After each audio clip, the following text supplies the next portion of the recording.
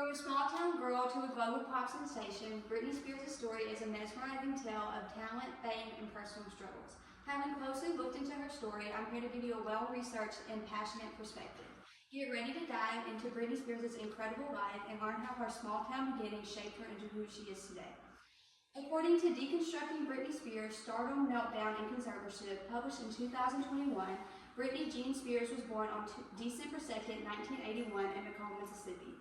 While she was born in McComb, she was actually raised in Kentwood, Louisiana. Kentwood had a population of just over 2,000 people, which means it was a close-knit community.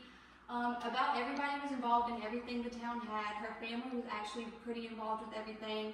They were involved in churches, talent shows, and local fairs, and at all these events, Britney actually performed at them. According to the author of Weird Country, Britney Spears' Southern White Femininity and the American Dream, Kentwood is pivotal to building her brand as a wholesome, working Southern girl turned superstar. Britney actually had an early start in entertainment and with roles in television and theater. Like I said, she began performing in Kentwood at local dance revenues and talent shows. At age 8, she actually auditioned for Mickey Mouse Clubhouse, but she was titled as too young to get the role, so she didn't get it at the time. She then moved to New York to attend a performing arts school, and while in New York, she performed at many off-Broadway productions. She actually starred in one titled Ruthless, and she played the lead Tina Denmark. According to Deconstructing Britney Spears by Octavio Barrows, published in 2021, at age 12, she joined the cast of Mickey Mouse Clubhouse, a Walt Disney production. This was about in 1992, and while she was on the cast, she performed alongside stars like Justin Timberlake and Christina Aguilera. Mickey Mouse Clubhouse set her future in entertainment and what pushed her to soon become in music. Eventually, Britney rose to fame with her debut album, Baby One More Time. The title track's music video, Baby One More Time, actually had a lot of controversy with it. She is seen dressed as a schoolgirl and the dancing was deemed as inappropriate. At the time, she was very young and her audience was also very young, so that's why many said it was inappropriate. But according to the editors of Encyclopedia Britannica, Britney Spears' biography, Song and Facts, it quickly went to #1 on the charts and sold more than 10 million copies in the US. So obviously, even though it had a lot of negative feedback, it had a lot of positive because selling that many alone in the US was very impressive for her, especially considering how young she was. The song was released in January 12, 1999. It led her to win numerous awards and eventually a Grammy nomination.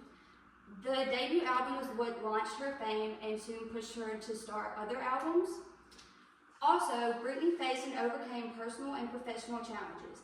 In the mid-2000s, Britney experienced publicized personal battles such as her divorce against her ex-husband Kevin Federline, as well as the custody battle over her 2 sons.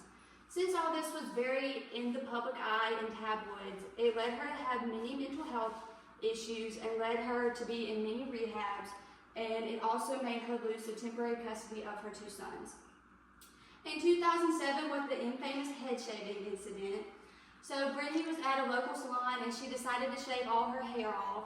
It was very publicized and it labeled her as crazy and insane is what many people were calling her.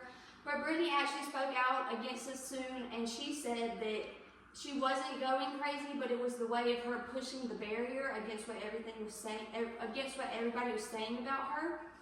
In 2008 is when the conservatorship was established by her father, Jamie Spears. They established the conservatorship because, like I said, the public eye was seeing her as crazy and seeing that she was going through a lot. It lasted over a decade, which led to the Free Britney movement. It didn't get much attention as it being a negative thing in Britney's life until later, about 5-ish years ago. So when it was happening in 2008, people just saw it as something she needed and not something that was harming her.